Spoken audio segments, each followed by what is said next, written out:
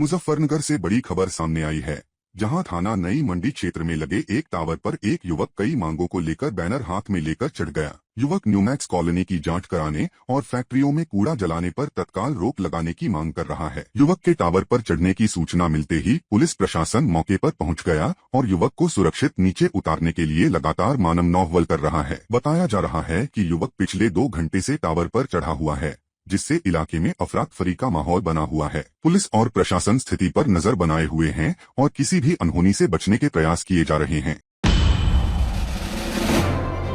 मुजफ्फरनगर में मिमलाना गांव से लापता युवती की सकुशल बरामदगी के बाद हिंदू युवा वाहिनी के महामंत्री प्रहलाद पाहुजा जिला कलेक्ट्रेट पहुंचे, जहां उन्होंने प्रशासन और पुलिस का आभार जताया। प्रहलाद पाहुजा ने बताया कि युवती को मुंबई से बरामद कर लिया गया है और उसके पिता उसे लेकर वापस आ रहे हैं। उन्होंने इस पूरे मामले में त्वरित कार्रवाई करने के लिए एसएसपी, सीओ सिटी और संबंधित सीओ सहित पुलिस टीम की सराहना की। साथ ही सभी सामाजिक संगठनों और मीडिया कर्मियों का भी धन्यवाद किया, जिन्होंने इस मामले को प्रमुखता से उठाया। उन्होंने कहा कि युवती के यहां पहुंचने के बाद आगे की कानूनी प्रक्रिया पूरी की जाएगी और प्रशासन के सहयोग से न्याय सुनिश्चित कराया जाएगा।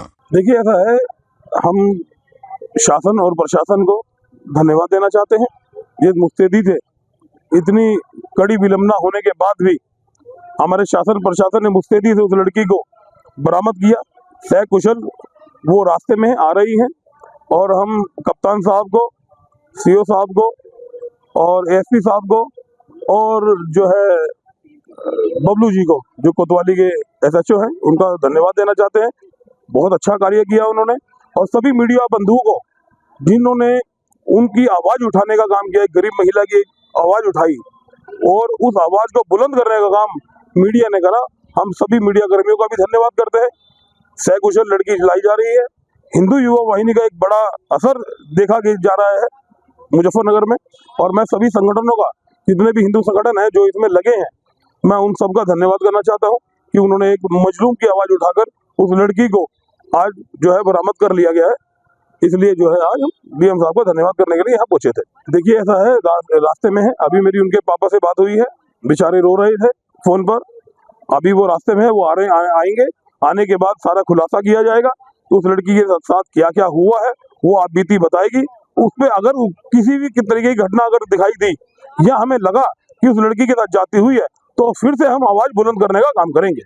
लड़की बॉम्बे से बरामद हुई है। अभी ये मालूम नहीं है कि लड़का गिरफ्तार हुआ या नहीं हुआ, लेकिन जो है लड़की बरामद हो चुकी है, सकुशल बरामद हुई है और उसके फादर उनके साथ है और लड़की आ रही है। मुजफ्फरनगर के मेरठ रोड स्थित लोक निर्माण विभाग के गेस्ट हाउस में सर्कुलर रोड से श्रीराम कॉलेज मार्ग के निर्माण को लेकर मंत्री कपिल देव अग्रवाल ने एक उच्च स्तरीय समीक्षा बैठक की। बैठक में जिलाधिकारी मुजफ्फरनगर, विकास प्राधिकरण के सचिव, जल निगम के एक्सईएन, नगर पालिका परिषद के अधिशासी अधिकारी सहित सभी संबंधित अधिकारी मौजूद रहे। मंत्री कपिल देव अग्रवाल ने स्पष्ट, ठोस और समयबद्ध निर्देश देते हुए कहा कि सड़क निर्माण से पहले जल निकासी की स्थायी, तकनीकी रूप से मजबूत और दीर्घकालिक योजना तैयार की जाए। उन्होंने निर्देशित किया कि सभी विभाग आपसी समन्वय के साथ बिना किसी देरी के निर्माण कार्य शुरू करें, गुणवत्ता उच्चतम स्तर की हो और भविष्य में जलभराव जैसी समस्या दोबारा उत्पन्न न हो। पीडब्ल्यूडी गेस्ट हाउस पर आज सभी अधिकारियों की मीटिंग हमने की है। जिलाधिकारी मुजफ्फरनगर, प्राधिकरण, जल निगम, पीडब्ल्यूडी, नगर पालिका, यानी नगर के विकास से संबंधित जो भी संबंधित अधिकारी हैं उन सबको बुलाया गया और सबको बहुत सख्ती के साथ हिदायत दी गई है कि जो ड्रेनेज की व्यवस्था शहर की है, जो खासतौर 2 क्षेत्रों के अंदर, रामपुरी में और श्रीराम कॉलेज की तरफ, यह बहुत ही इस समय मामला दिक्कतों में है और उन सबको श्रीराम कॉलेज के सामने जो सड़क का टेंडर अभी पालिका से कराया है, प्राधिकरण ने भी कुछ काम किया है लेकिन वो सफल नहीं हो पाया, तो उन सबको कहा कि एक साथ कंक्रीट प्लानिंग बना करके जिलाधिकारी के सामने रखें, हमारे सामने रखें और उसका एक नक्शा बना करके A to Z है, वसुंधरा है, अन्य कॉलोनियाँ डेवलप हो रही हैं, बहुत सारे आवासीय मल्टी स्टोरी कॉलोनियाँ जहाँ पे डेवलप हुई हैं, उन सब का पानी प्रॉपर तरीके से निकले। ये जिम्मेदारी प्राधिकरण को इसके लिए सौंपा गया है कि प्राधिकरण उसकी प्लानिंग बना करके सबसे कोऑर्डिनेट करके उस काम को प्रस्तुत करे। और पैसे की व्यवस्था आती है तो जो भी पैसे की आवश्यकता होगी उस सब की व्यवस्था हो जाएगी। पालिका में पहले से ही काफी पैसा है और भी जरूरत पड़ेगी तो पैसा आ जाएगा। पैसे के कारण से कोई काम नहीं रुकेगा। और वही बात है, रामपुरी के लिए भी कहा है, रामपुरी दक्षिण रामपुरी है, उसके पानी का भी प्रॉपर निकासी नहीं हो पा रही है और बहुत लंबे प्रोसेस के साथ वो लद्दा वाला में नाला आता है, बरसात में पानी भर जाता है। तो उसके लिए भी हमने कहा है कि उसका एक नक्शा बना करके प्रस्तुत करें और वो नदी तक कैसे जा सकता है। अगर वहाँ पर जा पाया तो वहाँ पर एसटी की व्यवस्था करवाएंगे। वो प्रोजेक्ट थोड़ा लंबा है, लेकिन उसमें भी हम लगे हैं। वो काम अगर स्वीकृत हो जाता है तो रामपुर के लिए बड़ा वो काम हो जाएगा। मुजफ्फरनगर से बड़ी कार्रवाई सामने आई है, जहां मुख्यमंत्री पोर्टल पर की गई शिकायत का निस्तारण कराने के नाम पर चाय पानी के खर्चे की मांग करने वाले शातिर युवक को पुलिस ने गिरफ्तार कर जेल भेज दिया है। मामला बुढ़ाना तहसील क्षेत्र का है, जहां एक अनुसूचित जाति की महिला की जमीन विवाद से जुड़ी शिकायत के बाद खुद को लखनऊ से बोलने वाला व्यक्ति फोन पर पैसों की मांग कर रहा था। पैसे न देने पर आरोपी ने पीड़ित को जान से मारने की धमकी भी दी, जिसकी ऑडियो सोशल मीडिया पर वायरल हो गई। ऑडियो का संज्ञान लेते हुए पुलिस ने त्वरित कार्रवाई करते हुए संभल निवासी MCA पास आरोपी को गिरफ्तार किया है। पुलिस के अनुसार आरोपी जन सुविधा केंद्रों से शिकायतकर्ताओं की जानकारी निकालकर लोगों से अवैध वसूली करता था और पहले भी कई बार जेल जा चुका है। गिरफ्तार किया गया है बुढ़ाना पुलिस द्वारा। इसका नाम है जितेंद्र उर्फ जानेस उर्फ जानी, पुत्र रामावतार, निवासी मुबर्रकपुर, थाना हजरतनगर और हजरतनगर गढ़ी, जनपद संभल। गिरफ्तारी 28 वर्ष की उम्र है। MCA किया हुआ व्यक्ति है ये। इसने MCA किया हुआ है, कंप्यूटर का अच्छा जानकार है ये। पूछताछ से स्वीकार करता है कि एक CM पोर्टल में जो कंप्लेन की जाती है जन सुविधा केंद्र के माध्यम से, ये जन सुविधा केंद्र को गूगल से सर्च करके जो है, उसके बाद इसका नंबर ले करके जो है जन सेवा केंद्र के लोगों का जो कंप्लेंट्स होती हैं तहसील की या किसी और IGRS की, उन पर ये उनसे बात करता है। उसके बाद कहता है तुम्हारा काम करा देंगे, और उनसे जो है पैसे की मांग करता है, चाय पानी की बात करता है, साहब को दे देंगे, इस तरह से बातें करके जो है, इस तरह से इसने 8 बार जेल गया है ये। और इसके बाद कई बार इसके मुकदमे नहीं भी लिखे हुए हैं, लेकिन कई बार ये इस तरह से फ्रॉड कर चुका है। अभी बुढ़ाना में एक तहसील के एक मामले में इसने IGRS में इस तरह से फ्रॉड करने का प्रयास किया था, जिसके बाद ये मामला संज्ञान में आया था। इसका एक ऑडियो हम लोगों के संज्ञान में आया, जिसके आधार पर इसके खिलाफ 386 का मुकदमा दर्ज किया गया, जो आज की डेट में 308(5) VNS है। और थाना बुढ़ाना में CO बुढ़ाना, SPRA और SHO बुढ़ाना के द्वारा और टीम द्वारा त्वरित कार्रवाई करते हुए इसे गिरफ्तार कर लिया गया है, तथा इसे विधिक कार्रवाई करते हुए जेल भेजने की कार्रवाई सुनिश्चित की जा रही है। मुजफ्फरनगर जनपद के ग्राम जडोदा में भारतीय किसान यूनियन क्रांति की एक महत्वपूर्ण बैठक का आयोजन किया गया, जिसकी अध्यक्षता युवा जिला महासचिव सादिक ने की। बैठक में संगठन के राष्ट्रीय अध्यक्ष नरेश चौधरी, राष्ट्रीय प्रभारी अमित चौधरी, जिला अध्यक्ष विवेक भाटी और व्यापार प्रकोष्ठ के राष्ट्रीय अध्यक्ष बिलाल आड़ती अपनी टीम के साथ मौजूद रहे। इस दौरान राष्ट्रीय अध्यक्ष नरेश चौधरी ने किसानों और मजदूरों की समस्याएं सुनी और कहा कि यदि संगठन एकजुट रहा तो किसी भी किसान या कार्यकर्ता का शोषण नहीं होने दिया जाएगा। बैठक में सादिक, वासिद, आहसान, आस मोहम्मद, राहुल, रोहतास, अंकित, सागर, लसेड़ा और अमीर त्यागी को संगठनात्मक जिम्मेदारियां सौंपी गईं। बैठक में सैकड़ों पदाधिकारी और कार्यकर्ता उपस्थित रहे। वहीं भाकियू क्रांति की बढ़ती लोकप्रियता को देखते हुए बड़ी संख्या में किसान और मजदूर संगठन से जुड़ते नजर आए। मैं सादिक त्यागी ग्राम जडोदा से। मुझे भारतीय किसान क्रांति में जिला महासचिव का पद मिला है। प्रतिशत ऐसा करते हैं कि हम सभी संगठन से जुड़ के रहेंगे। सब लोग जितनी भी परेशानियाँ होंगी, इनको भी लाइट से लेकर कोई भी दिक्कत होगी,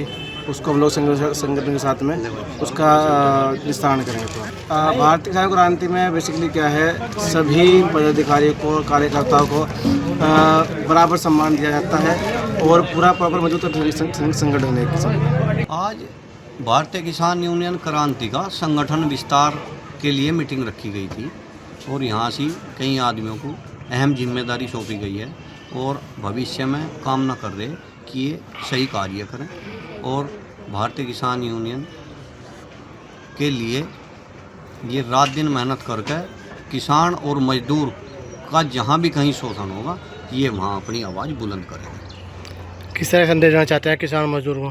किसान मजदूर को तो क्या संदेश देना है, क्योंकि ये तो गरीब आदमी, किसान और मजदूर तो कोल्लू का बैल मान लिया सरकार ने। हम तो सरकार को संदेश देना चाह रहे कि भारतीय किसान यूनियन क्रांति लाने का काम करेगी और ऐसा ना हो कि लोग बाग सड़कों पर उतर आए, क्योंकि महंगाई, बेरोजगार, शिक्षा, चिकित्सा पर सरकार का कोई ध्यान नहीं है। हम यो सरकार से कहना चाह रहे कि मंदिर मस्जिद तो बहुत बन गई, अब स्कूल, अस्पताल और यूनिवर्सिटी बनाने का काम करें और किसान और मजदूर को उनकी फसल के पैसे देने का काम सरकार करे। ठीक मुजफ्फरनगर सहित उत्तर प्रदेश भर में सेवानिवृत्त कर्मचारी, शिक्षक और पेंशनरों ने वित्त विधेयक 2025 और केंद्रीय 8वें वेतन आयोग को लेकर केंद्र सरकार के खिलाफ मोर्चा खोल दिया है। पेंशनर संगठनों ने प्रधानमंत्री को भेजे ज्ञापन में आरोप लगाया है कि वित्त विधेयक 2025 में तिथि के आधार पर पेंशनरों में भेदभाव किया गया है, जो असंवैधानिक है। साथ ही 8वें वेतन आयोग के नोटिफिकेशन में पेंशन पुनरीक्षण और पेंशनरी लाभों को शामिल न करने पर गहरी नाराजगी जताई गई। पेंशनरों का कहना है कि पेंशन कोई अनुग्रह नहीं बल्कि सेवा काल का लंबित वेतन है, जिसे गैरअंशदायी और गैर वित्त पोषित बताना सरासर गलत है। पेंशनर संगठनों ने चेतावनी दी है कि यदि सरकार ने शीघ्र सकारात्मक निर्णय नहीं लिया तो आंदोलन को और व्यापक रूप दिया जाएगा। प्रेमपाल शर्मा, ये धरना प्रदर्शन इसलिए है, गवर्नमेंट जो है हमारी पेंशन को फ्रीज करने के मूड में है या पेंशन बंद करने के मूड में है। इसके लिए इन्होंने 2025 में इन्होंने एक संशोधन लाए जिसमें इन्होंने ये किया है अब के जो पेंशनर हैं उनको किसी भी डेट से मतलब ये देने का इन्होंने वो प्रावधान कर लिया, पेंशन को विभेद कर दिया हमारा। एक तो हम उस अंश को हटाने के लिए धरने पर बैठे हैं, दूसरा है हमारा जो केंद्रीय 8वां वेतन आयोग का गठन हुआ है उसमें जो टर्म्स ऑफ रिफरेंस है उसमें पेंशन पुनरीक्षण और अन्य पेंशन लाभों को सम्मिलित किए जाने के बारे में, पेंशन पुनरीक्षण एवं अन्य पेंशन लाभों को सम्मिलित किए जाने के संबंध में है यह आज का हमारा धरना प्रदर्शन।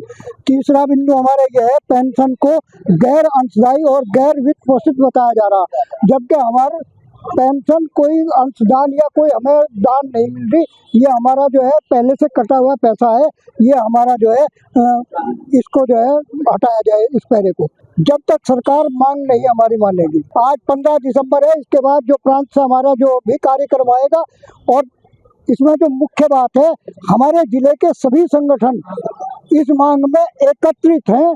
आप देख रहे हैं हमारे पेंशन ऑर्गेनाइजेशन के सदस्य और अध्यक्ष मंत्री हमारे साथ खड़े हैं, माध्यमिक शिक्षक संघ के लोग हैं, मतलब पूरे जिले के जितने भी संगठन हैं वो इस मांग के लिए पूरा जिला एकत्रित हो और एकत्रित होकर के आगे जो भी लड़ाई लड़नी होगी लड़ी जाएगी। सरकार से हम किसी भी कीमत पर झुकने के मूड में नहीं है। मुजफ्फरनगर में एक व्यक्ति ने अपनी पत्नी के कथित अपहरण और पुलिस की उदासीनता को लेकर वरिष्ठ पुलिस अधीक्षक से न्याय की गुहार लगाई है। शाहपुर थाना क्षेत्र के बरवाला गांव निवासी पीड़ित का आरोप है कि उसकी पत्नी 7 दिसंबर की रात बिना बताए घर से चली गई थी, जिसके बाद तमाम जगह तलाश के बावजूद उसका कोई सुराग नहीं मिला। पीड़ित ने आरोप लगाया है कि गांव के ही एक युवक ने अपने भाइयों के साथ मिलकर उसकी पत्नी का अपहरण किया है और विरोध करने पर जान से मारने की धमकी दी गई। इतना ही नहीं, पीड़ित का कहना है कि शिकायत के बावजूद थाना पुलिस ने कोई कार्रवाई नहीं की, बल्कि चौकी प्रभारी ने उसके साथ अभद्र व्यवहार किया। अब पीड़ित ने एसएसपी से मामले की निष्पक्ष जांच, दोषियों पर कार्रवाई और पत्नी की सकुशल बरामदगी की मांग की है। जी, मेरा नाम अमित कुमार है, मैं गांव बरवाला, जिला मुजफ्फरनगर, तहसील मुजफ्फरनगर, ब्लॉक बगरा का रहने वाला हूं। और जी मेरी पत्नी जो है पिछले रविवार को रात 12 बजे से लापता है। उसके बारे में मैं थाने में गया था जी, तो थाने में मेरी कोई कार्रवाई नहीं हुई शाहपुर। फिर मुझे यहाँ पे पुलिस चौकी पहुँचा हरसोली, वहाँ पे मेरी फरियाद सुनने से पहले एसएसपी उन्होंने जी जो प्रवीण शर्मा है उन्होंने मेरे साथ बदतमीजी करी। उन्होंने मेरे को बोला कि उनको भाई अब भाग गई तो भाग गई, इसमें मैं क्या कर सकता हूँ। तो उन्होंने फिर मेरे को बाद में गाली गलौज करते हुए बोला कि उनको ये तेरी वो फट जाएगी, तेरे पे खर्चा नहीं उठने का। इसलिए जी मैं अपने घर पे आके और मैंने अपना मकान बेचना काट दिया जी। मैं खर्चा पानी दे के अपना जब अब उनका मुँह भरूंगा, जब मेरी कार्रवाई होगी जी आगे। एसएसपी के ऑफिस पे आया हूँ जी मैं आज। यहाँ पे जब मेरी वहाँ फरियाद नहीं सुनी तो मैं आज कप्तान साहब के यहाँ पे आया हूँ। और जी हाँ जी, 20 मेरे घर परिवार के आदमी सभी मेरे साथ है, आस पड़ोस वाले अधिकारी जी यहाँ पे है नहीं, वो कहीं मुआयने पे गए हुए हैं। जो है उनके आगे मैंने अपनी फरियाद रखी है और जी देखो अब क्या होता है। उन्होंने कहा जी जल्दी कार्रवाई करेंगे। योगिंदर है जी, ये अमित की उस्मा थे जी, हम इसकी घरवाली लापता है जी। और ये थाने गया, वहां नहीं इसकी सुनवाई, चौकी गया तो इसकी शायद बदतमीजी करी है जी। फिर हम यहाँ आए जी, सारे इकट्ठे हो गए। तो यहाँ कप्तान साहब तो है नहीं, ये ट्रैफिक एसपी है जी। इन्होंने आश्वासन दिया कि हमने उनको लिख दिया सीओ साहब को, और हमारे बड़े ये हैं, इन्होंने कहा नहीं उनको फोन करके कहो। बोला ठीक है, फोन करके भी हम कह रहे हैं। ये है जी, हाँ जी है जी। उसका तो दूध का भी मामला है, दूध वालों की शायद उन्होंने बदतमीजी करी हाँ, हमारे काम का लियाकत दूधिया है जी, उसकी शायद भी करी जी उनने। नील गाय मर गई थी उस पे का, उसकी शायद भी करी उसने। भरा कर रहे थे, शिकायतें हैं, किसी का ना डंपर चलन दे ना कुछ चलन दे।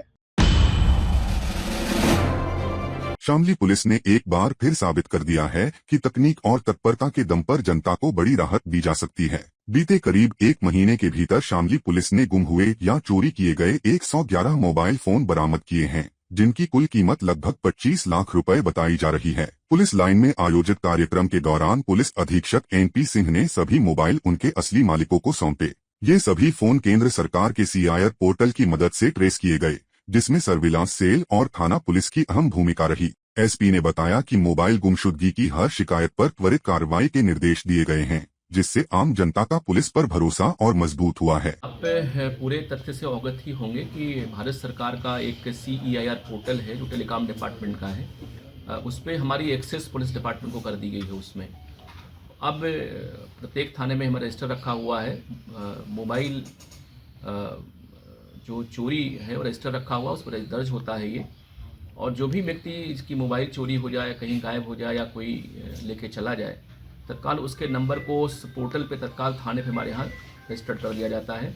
अथवा एक सारथी पोर्टल है, सारथी ऐप है, जिसको हर आदमी को अपने मोबाइल पे अपलोड करना, डाउनलोड करना चाहिए, और जिससे कि मोबाइल अगर कहीं गायब हो तत्काल उसमें वो अपलोड कर दे उस सूचना को, IMEI नंबर को, मोबाइल नंबर को, तत्काल वो ब्लॉक हो जाता है।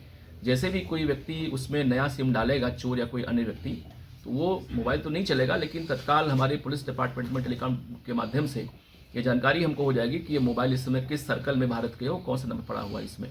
तत्काल हम लोग सर्विलांस की हेल्प से उसको हम बरामद कर लेते हैं। तो इस तरह से विगत 1 महीने में जनपद शामली में कुल 111 मोबाइल हम लोग बरामद किए हैं। उसकी कीमत लगभग 25 लाख रुपए है। ये हमारे जनपद के अलग अलग थानों के हैं। आपने देखा भी जो हमारे यहाँ बैठे हुए हमने बुलाया हुआ उनको मोबाइल देने के लिए। ये DGP सर का आदेश है कि इनको महीने में एक बार बुला के इनको मोबाइल दिया जाए, जिससे पुलिस का जैसे भी अच्छा से बढ़े इसमें, और जो इसका दुरुपयोग होने की संभावना मोबाइल की वो भी इसमें कम हो जाए। इसमें आपको मालूम है जनपद में जो हमारी सर्विलांस सेल है, नोडल हमारा डिपार्टमेंट है। इसके अलावा थाने पर हमारे एक डेडिकेटेड लड़का नियुक्त कर दिया, सिपाही मैंने वहाँ पे, और एक कंप्यूटर में जो भी व्यक्ति थाने पर हमारे यहाँ जाता है उसके एप्लीकेशन के आधार पे उस पोर्टल पे हम लोग अपलोड करते हैं IMEI नंबर और मोबाइल नंबर को। तत्काल वो नंबर ब्लॉक होता है, और ब्लॉक होने के बाद हमको मालूम हो जाता है सिम पलते ही उसमें कि ये भारत के किस एरिया में चल रही है। तत्काल हम बराबर एक काफ़ी अच्छी उपलब्धि है हमारे सर्विलांस की टीम की, हमारे थानों के जो मोबाइल रिकवरी सेल है उसकी। इस तरह से कुल जो है 111 मोबाइल बरामद किया हम लोगों ने। मेरा या तमाम देशवासियों का ये मानना है कि वंदे मातरम जो तराना है ये हमारे आज़ादी का तराना था, और भारत देश किस तरीके से आज़ाद हुआ ये देशवासी का देश का एक बच्चा जानता है। किस तरीके से हमारे महान क्रांतिकारियों ने अपने प्राणों की आहुति दी, बलिदान दिया। सेनानियों ने किस तरीके से अंग्रेज़ों का जो जुल्म था वो सहते हुए उसकी लड़ाई लड़ी। तो एक लंबी लड़ाई के बाद हमें आज़ादी मिली, और उस आज़ादी में वंदे मातरम के तराने का एक बहुत अहम किरदार है। तो हम उस तराने को याद करते हुए, उसकी अहमियत को याद करते हुए, अगर अपने आने वाले जो पीढ़ियाँ हैं उसके बारे में अगर हम उसको सार्थक बातें नहीं बताएंगे, आज़ादी किस तरीके से हमें हासिल हुई इसके बारे में सार्थक चर्चा नहीं होगी, तो हमारी तरक्की अधूरी रह जाएगी। और यकीनी तौर पे वंदे मातरम ये आज़ादी का तराना है। हम सबको गर्व के साथ आगे बढ़ के, अपने देश के एक एक नागरिक को आगे बढ़ के, अपने आज़ादी के समय जितनी भी महान विभूतियाँ थी उनके याद में इस तराने के साथ सुर से सुर मिलाना चाहिए। और यकीनी तौर पे ऐसे मामलों पे राजनीति ना करके देश समाज को एकजुट करने की भावना हम सबके अंदर होनी चाहिए।